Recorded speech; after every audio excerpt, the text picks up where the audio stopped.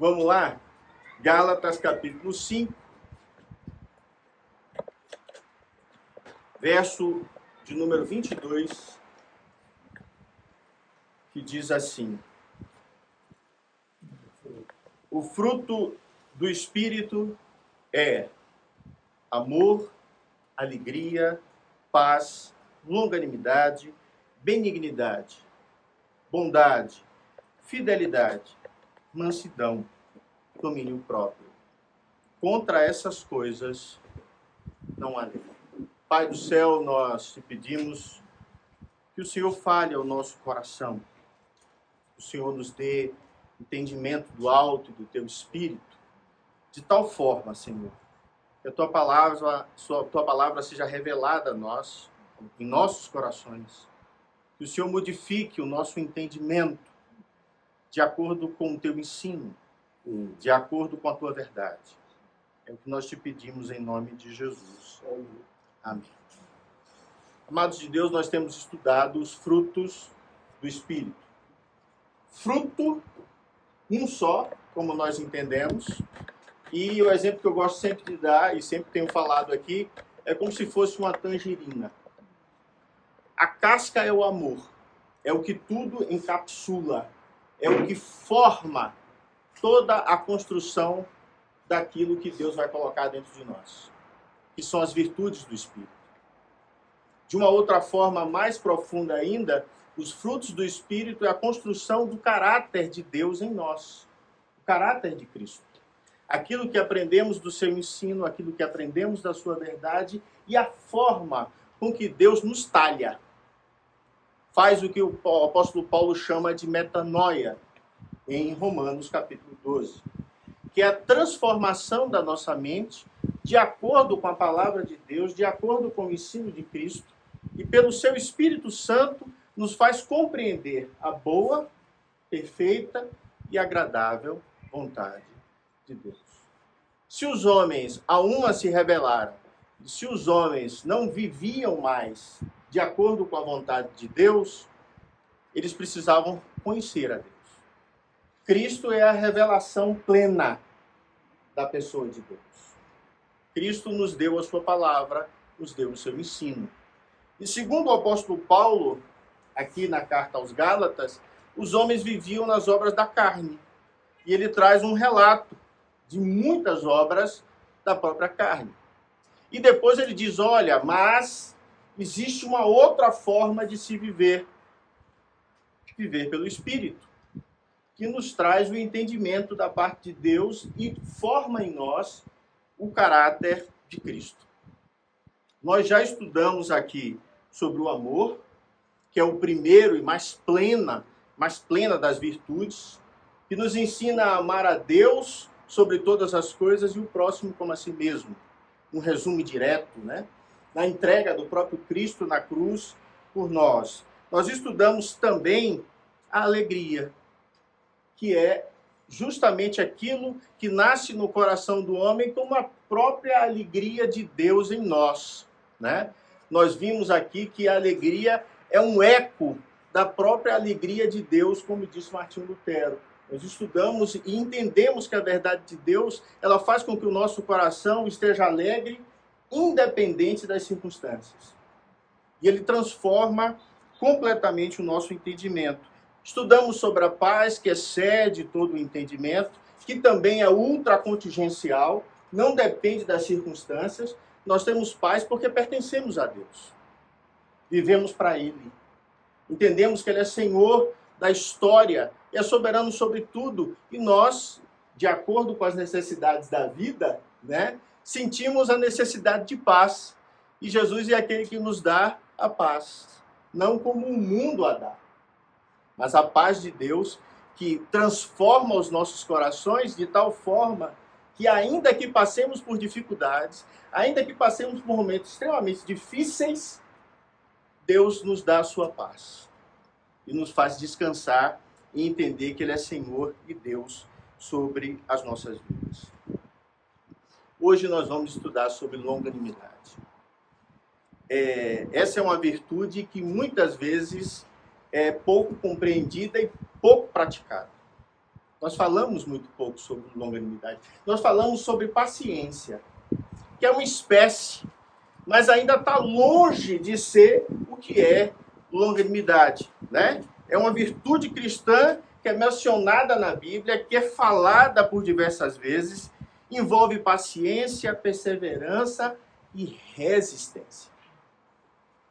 Se formos falar de uma forma mais adequada, longanimidade é resistência. É quando você vai além da perseverança. Meu professor no seminário me deu uma imagem que eu jamais esqueci para entender o significado de longanimidade. É quando você brinca com o seu filho de mergulhar na piscina para ver quem demora mais tempo. E aí quando você chegou no seu limite, o que é que você faz? Você procura água, você levanta e sai da água, né?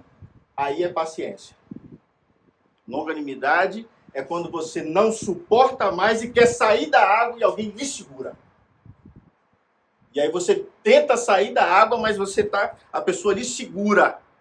E quando você começa a beber água e se afogar, aí a pessoa lhe tira. Isso é longanimidade. É quando você chegou no máximo do seu esforço pulmonar e não suporta mais, aí Deus entra e lhe dá a capacidade de você suportar além daquilo que você suporta. Longanimidade é esse estado. É uma longa paciência, é uma longa grandeza de alma, no latim. Fala dessa grandeza da alma, dessa capacidade que nós temos, dessa longa disposição de suportar por tempos maiores dificuldades. Longanimidade tem a ver com essa capacidade de sofrer longamente sem ceder o desespero e sem ceder à vingança. Né? Não é ser pusilânime, mas é ter a capacidade de entender que tudo aquilo que você está passando, você precisa suportar pelo amor do outro. Você precisa suportar pela fraqueza do outro. Você precisa suportar porque o outro lhe ensina a ser melhor e desenvolver o caráter de Deus. Eu preciso lembrar que a longanimidade na Bíblia, ela está intimamente ligada à natureza divina, à natureza do próprio Deus. Deus é a fonte e o exemplo supremo de toda a longanimidade, de tudo aquilo que é suportável. Quando Moisés quer conhecer a Deus em Êxodo 34, e ele quer ver ao Senhor, disse que o Senhor, passando por diante dele, ele diz assim, clamou, Senhor, Senhor Deus, misericordioso e piedoso, tardio em iras e grande em beneficência e verdade. A visão de Moisés da pessoa de Deus e a compreensão dele é que Deus é tardio em irar-se. Deus demora para perder a paciência. Deus demora de se irar, né? Basta olhar o Antigo Testamento e ver a relação dele com Israel. Se Deus agisse com a humanidade e com Israel do jeito que ele deveria fazer, irmãos, se ele chegasse próximo daquilo que da forma que nós agimos, Israel não existiria mais. Então ele tem paciência em suportar. Ele demonstra longanimidade para com Israel. Ele repete várias vezes a sua história. Ele se revela repetidamente a Israel. E toda vez que Israel se desviava, e toda vez que Israel e seu povo saía do seu ensino, ele enviava um profeta. A função do profeta é apontar para trás. O profeta raramente aponta para frente. Ele aponta para frente quando ele fala da vinda do Messias, quando ele fala do que Deus fará a Israel, a redenção de Israel, mas ele sempre apontava para trás. lembrando a relação com Deus, da sua lei, da sua verdade, da sua justiça. Volta a Israel, ao que o Senhor vos ensinou. E Deus sempre longânimo. O apóstolo Pedro, entendendo essa longanimidade para conosco, ele diz assim: o Senhor não retarda a sua promessa, ainda que alguns a tenham por tardia. Deus está demorando, né? Então Pedro diz assim: Deus é longânimo para conosco, não querendo que alguns se percam, senão que todos venham a arrepender-se. Deus é aquele que espera, mas não espera como se nada fosse acontecer. Deus espera conduzindo a história para que todo o seu povo seja salvo. Deus é a própria paciência. Deus é aquele que deseja que todos tenham a oportunidade de se arrepender, de conhecê-lo, de saber quem ele é. Ainda que esse povo se vire contra ele. Ainda que esse povo o ofenda. Ainda que esse povo o maltrate. Ainda que esse povo o esqueça. Deus continua longânimo, amando e fazendo tudo para que os seus filhos compreendam quem ele é. O conheçam de verdade. Na Bíblia, nós temos vários exemplos de longanimidade dos filhos de Deus. Daqueles que foram talhados por Deus com propósitos. O primeiro que eu quero falar como exemplo, para a gente entender mais profundamente longanimidade, é a história de Jó. Jó é um exemplo clássico de longanimidade. Jó foi uma pessoa que suportou grandes perdas e profundos sofrimentos, mas ele manteve a sua fé em Deus. A fé e a vida de Jó não era pelo que ele via, não era pela circunstância do mundo, porque tudo aquilo dizia o contrário. Deus não toma conta de mim. Deus não cuida de mim. Deus não sabe mais quem eu sou. Melhor eu nem ter nascido, de Jó. Ele chega num estado, que é aquele estado que ele já estava se afogando, que eu falei antes. Ele já começa a perder dentro de si todo o seu fôlego. O que é espírito? Não é fôlego? Pneuma não é fôlego? Quando estamos cheios de Deus, nós temos força para continuar? Jó perdeu toda a dele.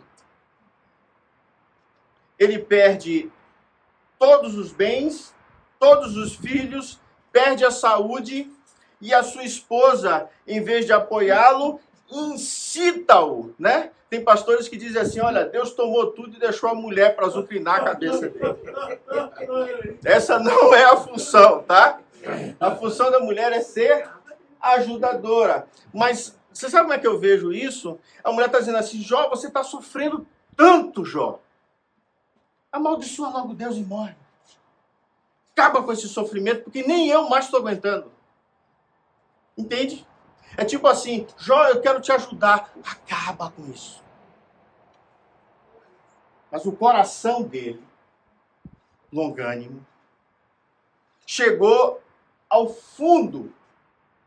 E os amigos que eram importantes, ao invés de oferecer consolo, ainda o acusavam de pecado. Não é assim? Quando as coisas ruins estão acontecendo com alguém, diz: deve estar em pecado. Só que é justamente o inverso. Tudo isso estava acontecendo com ele porque ele era justo. E Satanás tinha dito a ele que ele só era justo porque Deus o protege como a sebe. Sebe é aquela cerca das uvas, da videira, né? Que ela fica no alto. Isso está protegendo ele, Deus. É por isso que ele é longânimo. É por isso que ele é justo.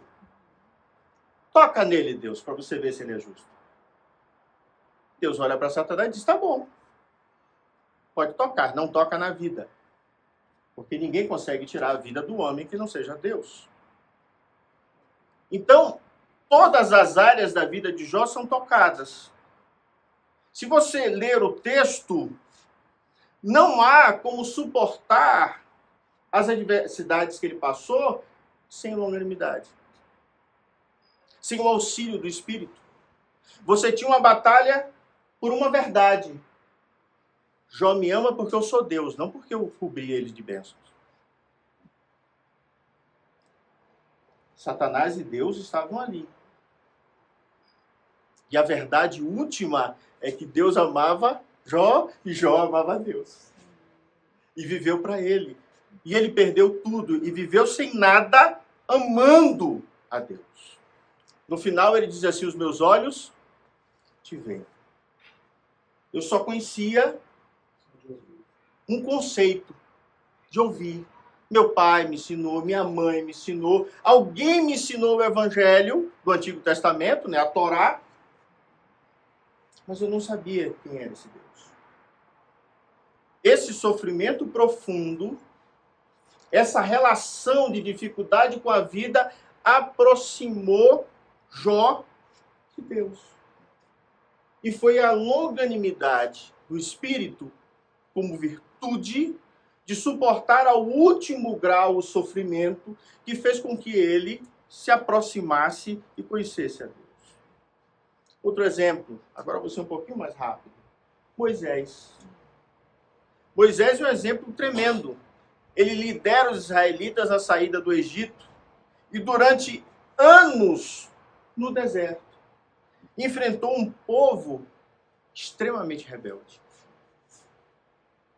Liderou um povo extremamente difícil, que falava tudo ao contrário do que ele pedia. Fazia tudo de forma contrária. Ele foi sobrecarregado com várias queixas do povo. Ao ponto da Bíblia dizer assim, olha, murmuração é pecado de feitiçaria, de idolatria. De tanto que eles reclamavam, tendo tudo, Deus dando tudo a Israel, Moisés vendo aquilo, e ele sentindo o peso de levar aquele povo para onde Deus tinha determinado. Ele chegou ao ponto de dizer assim, Senhor, me mata. A luta dele foi tão difícil, que ele chegou ao ponto de dizer assim, Senhor, me mata. Não quero mais passar por isso. Mas era absolutamente necessário. E ele demonstra longanimidade, liderando o povo através do deserto, suportando murmurações e rebeliões constantes. Ele está ali ao ponto de Deus dizer assim, olha, Moisés, eu vou matar a todos. E Moisés, antes pedira, me mata, porque ele não estava suportando, dessa vez ele se coloca diante de Deus e diz assim, não, Senhor, eu não mato o povo. Eles não sabem. Mata a mim. Perceba que a longanimidade de Moisés fez com que ele percebesse que, de fato, ele era o mediador entre Deus e o povo. Ali, ele é uma representação do próprio Cristo, e ele diz assim, me mata, para que o povo não morra. Então, Deus, em vez de matar Moisés, ele manda fazer o sacrifício. E diz a Moisés como deveria ser feito esse sacrifício. Ali você tem um proto-evangelho, né? Você tem Moisés dizendo que vai se entregar por causa do povo, e você tem um animal morrendo pelo povo, da mesma forma que aquele animal inocente morre por Adão e Eva. A misericórdia, a paciência e a longanimidade de Deus fez com que Moisés não fosse morto. E nem o povo. Um animal morreu pelo pecado, apontando para o nosso Senhor Jesus Cristo. E aqui nós chegamos no maior modelo bíblico de longanimidade. Aqui nós chegamos dentro de uma história bíblica, né, para entender que só pode suportar tamanho sofrimento aquele que tem poder do Espírito Santo para suportar. Jesus sofreu, irmãos, oposição muito maior do que a de Moisés. Jesus sofreu sofrimento muito maior do que o de Jó. E não chegam nem perto. Mas esses eram modelos do Antigo Testamento que Deus estava preparando, moldando e mostrando o seu próprio Filho, o Messias. Deus, de forma didática, como se falasse para crianças, ele vai mostrando dentro da história quem é o seu Filho. Para quando Israel o visse, o conhecesse. Porque o conheceu em Jó, porque o conheceu em Moisés, o conheceu em Davi. O que nós precisamos entender é que Jesus, ele suportou todas as injúrias sobre ele. O apóstolo Pedro diz assim, primeira epístola de Pedro, capítulo 2, quando o injuriavam, não injuriava. E quando padecia, não ameaçava. Mas entregava-se àquele que julgava justamente. Imagine que Jesus tinha o poder de matar qualquer pessoa que se aproximasse dele. Ele foi injuriado, ele foi humilhado. E em todo o tempo ele se submeteu àquele que julga retamente, que é o próprio Deus. Ele não retribuiu o mal com o mal. Ele não retribuiu o desejo do homem em matá-lo, matando o próprio homem. Ele foi longânimo. Ele se entrega como exemplo verdadeiro de longanimidade. A sua vida e ministério foram marcadas por absoluta paciência, perseverança e amor incondicional. Percebam que todas essas coisas são necessárias para eu e você conseguirmos suportar as dificuldades e a nossa própria vida. Jesus tinha esse amor e essa força mesmo diante de intensa oposição. As pessoas diziam na cara dele que queriam matá-lo. As pessoas demonstravam o seu ódio para com ele e ele suportava o sofrimento, suportava a incompreensão por amor, por entrega, por certeza do seu ministério e aquilo que deveria fazer. Pense, eu e você, com aqueles discípulos que ele teve. Quanta paciência. Muitas vezes lentos em entender suas mensagens. Muitas vezes ele tinha que repetir ou falar de uma outra forma para que eles entendessem.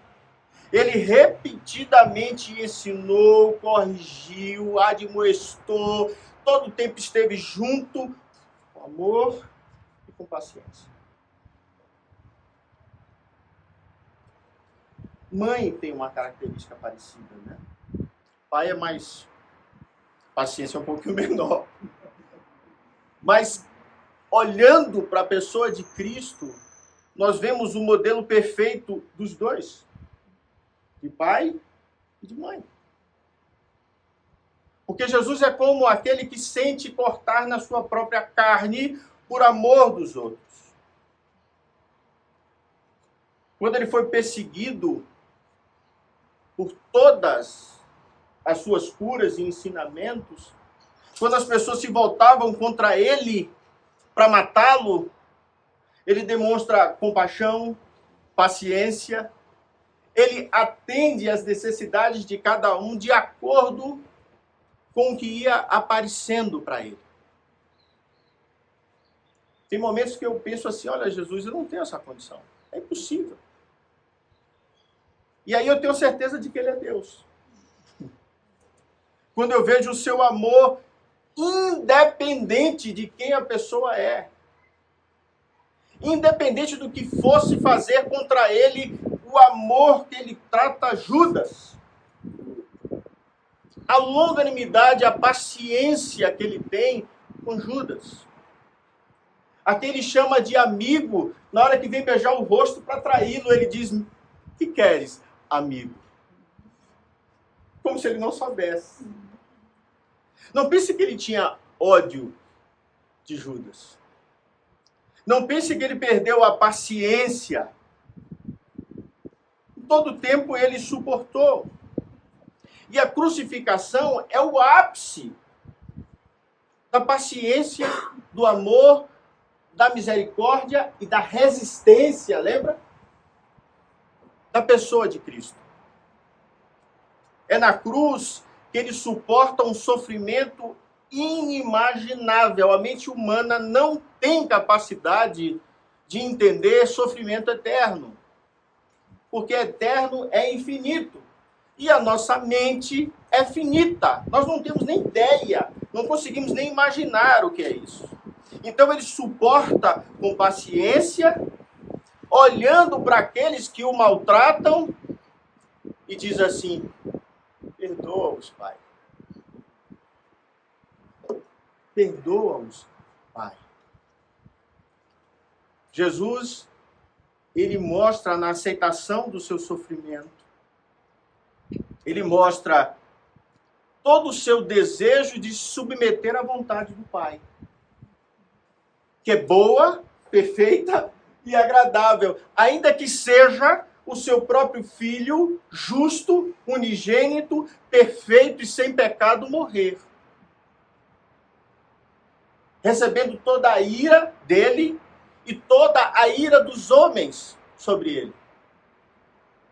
E ainda assim sendo longânimo. Pai, perdoa-os. Perdoam esses que me maltratam. Jesus sabia, irmãos, que era necessário passar por isso para a salvação da humanidade.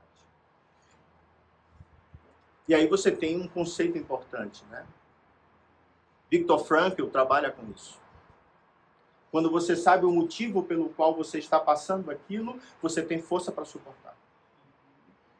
Ou seja, quando você tem sentido de propósito. Jesus sabia que ele tinha que passar pela cruz, porque depois é ressurreição e salvação de todos aqueles que creem. E nós? Por que eu tenho que suportar as dificuldades da vida? Como eu aprendo a aplicar a longanimidade ou a desenvolver como uma virtude do Espírito em mim? Eu preciso entender e compreender com toda a minha razão que os cristãos são chamados para refletir essa característica divina em suas vidas. Quando Jesus diz que nós temos que amar o próximo como a si mesmo, é aquele que te bate na cara. É aquele que te odeia. É aquele que te diz tudo que você não quer ouvir. E você precisa ter longanimidade. E Jesus diz assim, olha, é para com o inimigo também. E aí ele leva a nos afogar, né? Nos leva a um estágio de entendimento do Espírito que para nós é extremamente difícil. E é um exercício diário. Eu preciso aprender a crescer como Cristo foi aperfeiçoado, diz o escritor de Hebreus, no sofrimento. Nós também precisamos aprender a sermos aperfeiçoados no sofrimento. Tendo grande alegria em passar por provações, como diz Tiago. Entendendo, como diz Paulo, que a tribulação vai produzir em nós experiência, vai produzir em nós entendimento, perseverança, esperança, que vai construir em mim um caráter parecido com o de Cristo. O apóstolo Paulo diz, escrevendo aos Efésios, que nós devemos ter um para com os outros humildade, mansidão, longanimidade, suportando-vos uns aos outros em amor. Sem amor não tem longanimidade. É por isso que é a primeira virtude que Paulo fala. É o amor que amarra todas as outras virtudes e me faz ser como Cristo.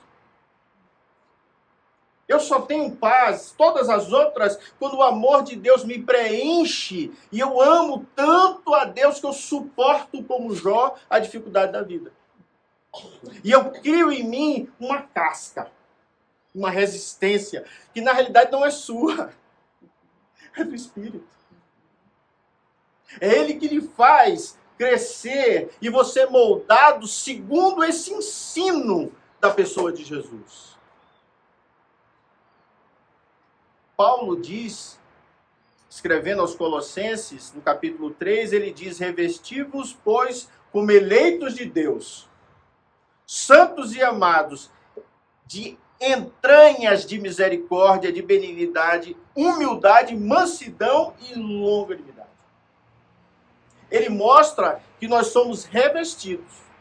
É algo que nós não temos. Estamos nus quanto a essas virtudes de Deus. Mas ele sabe que como eleitos de Deus, como separados, santos e como amados do Senhor, das nossas entranhas, daquilo que está dentro de nós, nasce misericórdia, benignidade, humildade e longanimidade. Somos talhados e crescemos para com Deus. Observe, eu tenho pessoas de 80 anos e pessoas mais jovens.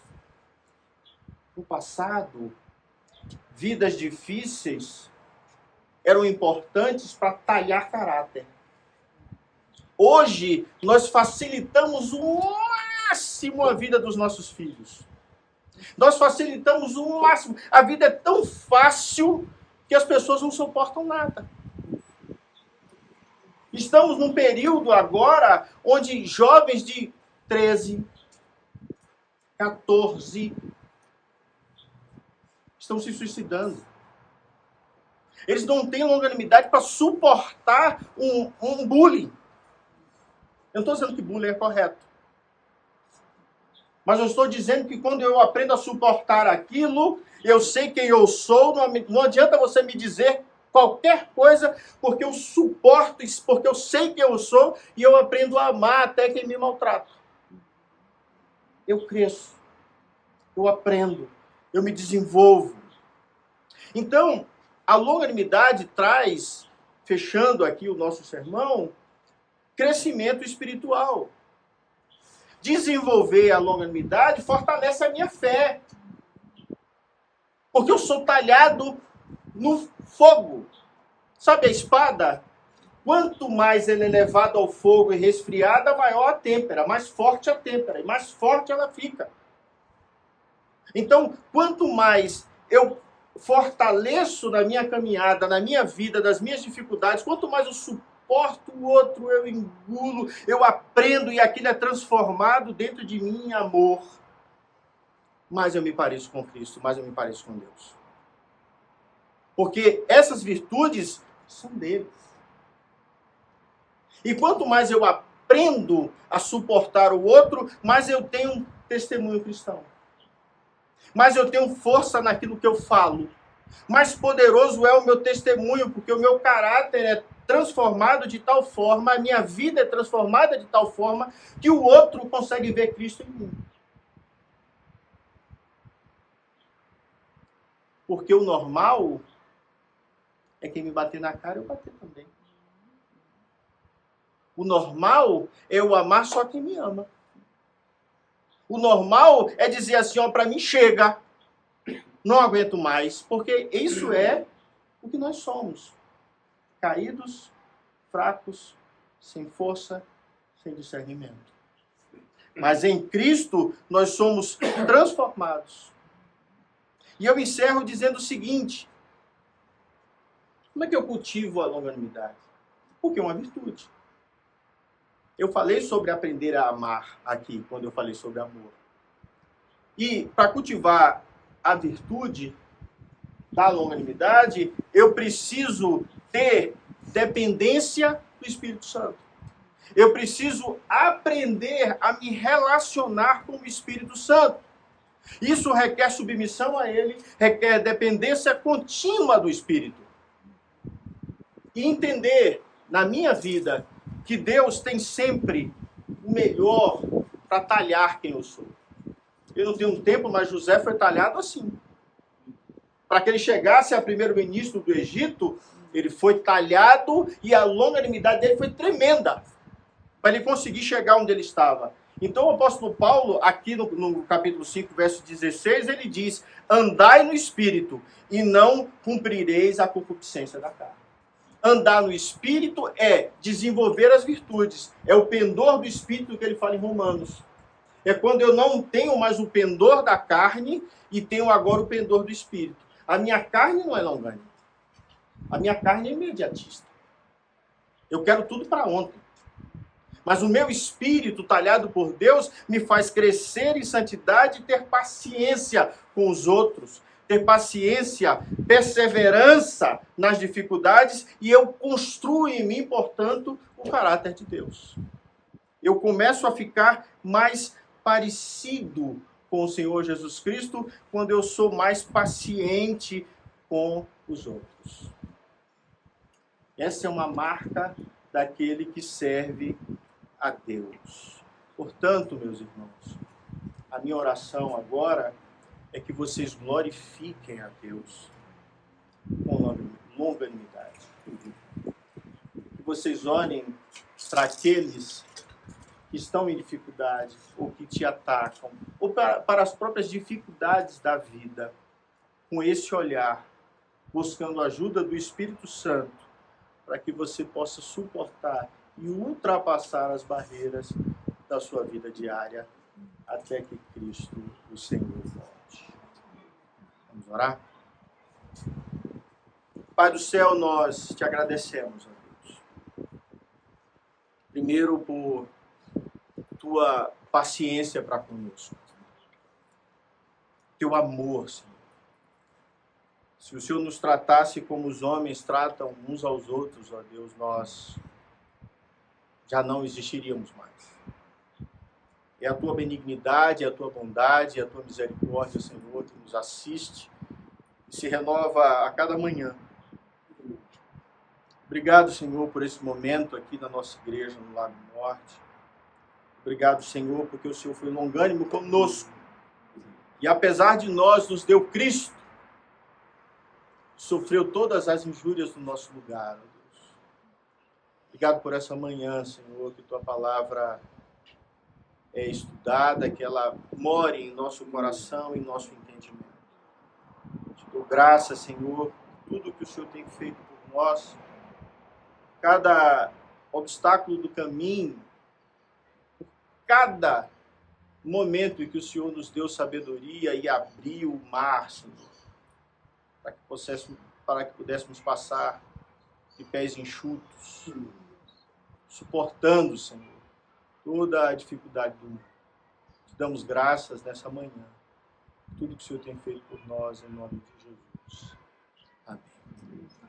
Receber a bênção, queridos, que a paz, a graça do nosso Senhor Jesus Cristo, a longanimidade do Espírito, a sabedoria, o amor do nosso Deus eterno Pai, sejam sobre vós, irmãos, aqui no Lago Norte, sobre a Igreja de Cristo espalhada sobre toda a terra, agora e para todos sempre.